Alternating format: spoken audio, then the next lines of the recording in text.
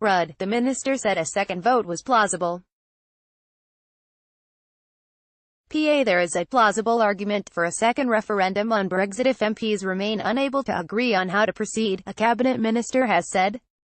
Amber Rudd insisted she did not want a so-called people's vote and did not think the country wanted to be asked again for its views on Brexit. But she backed the idea of an indicative vote to find which Brexit options MPs would be prepared to back if Theresa May's deal is rejected when it returns to Parliament for a crunch vote in January.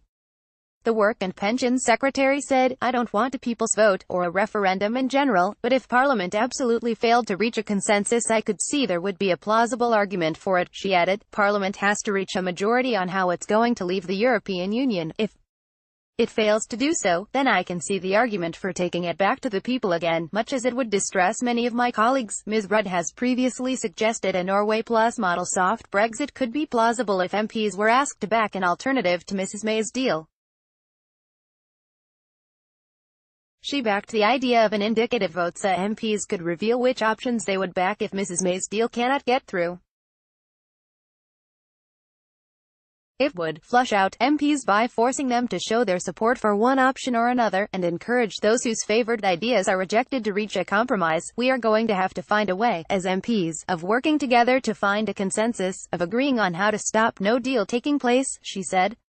https://stv.tv/news/politics/1433925-imig-and-branded-and-act-of-vandalism/default. Ms. Rudd's intervention came after the Prime Minister's plans for securing reassurances from Brussels on her Brexit deal were mocked as "a wee bit nebulous" by Nicola Sturgeon. Speaking after talks with Mrs. May in Downing Street, the First Minister echoed the remark of European Commission President Jean-Claude Juncker which infuriated the Prime Minister at last week's EU summit. The comment came as Home Secretary Sajid Javid launched the government's plans for immigration policy after Brexit, which Ms. Sturgeon said amounted to an act of vandalism on the Scottish economy.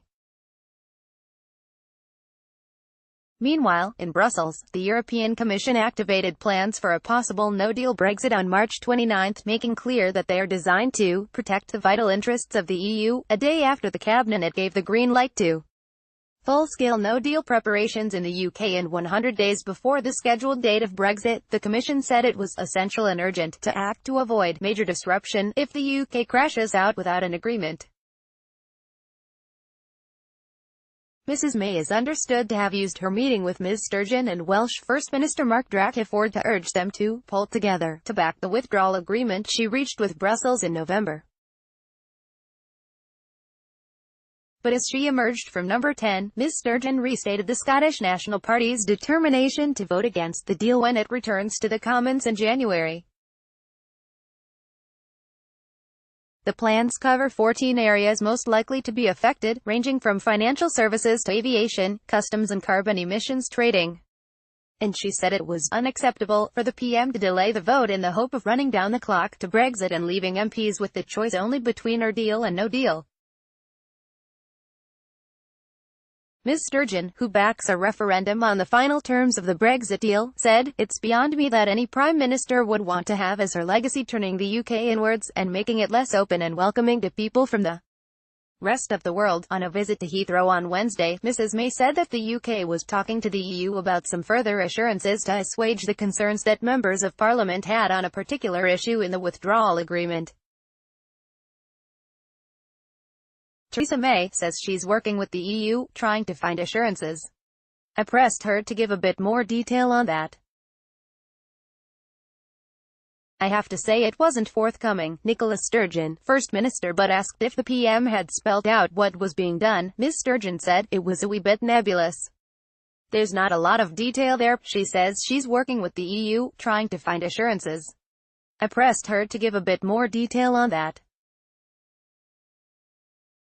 I have to say it wasn't forthcoming. Mr. Drakeford told reporters in Downing Street that a second referendum would be unavoidable if MPs failed to approve a deal and there was not a general election.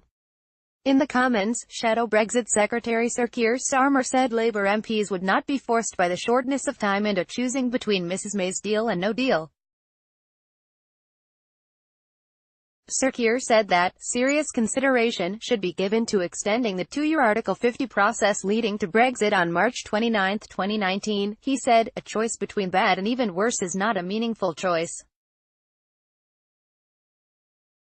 Nor is leaving the EU on March 29 next year without a deal viable." Download the STV News app is Scotland's favourite and is available for iPhone from the App Store and for Android from Google Play. Download it today and continue to enjoy STV News wherever you are.